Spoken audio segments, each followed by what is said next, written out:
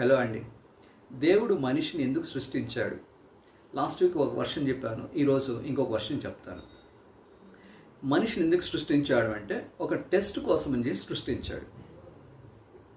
ఎవరైతే భగవంతుడు ఉన్నాడని నమ్ముతున్నారో ఖచ్చితంగా వారు స్వర్గం ఉంది, నరకం ఉంది, భూలోకం ఉంది, దాంతోపాటు రాక్షసుడు కూడా ఉన్నాడు అని ఖచ్చితంగా నమ్ముతారు.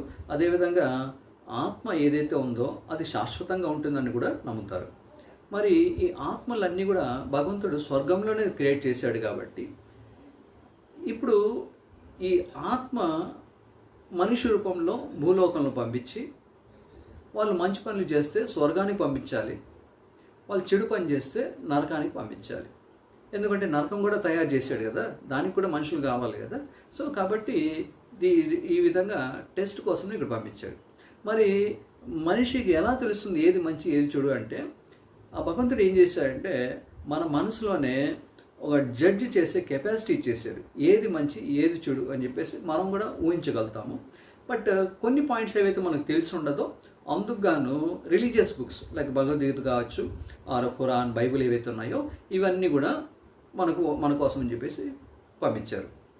మరి దీని ప్రకారం మనం తెలుసుకొని ఆ విధంగా నడుచుకుంటే ఖచ్చితంగా మంచి పనులు చేసిన వారు స్వర్గానికి వెళ్తారు, చెడు పనులు చేసిన వాళ్ళు నరకానికి వెళ్తారు. మరి ఈ మనిషికి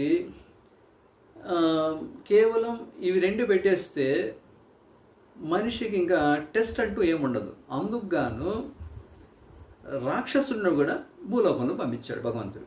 మరి ఈ రాక్షసుడు ఎవరు అంటే మనకంటే అమితంగా ఆరాధించిన వ్యక్తి రాక్షసుడు భగవంతుడికి. మరి అతనిలో అహం పెరిగింది, అందుకే ఆ రాక్షసుని స్వర్గం నుండి బయటకు తీసేశాడు.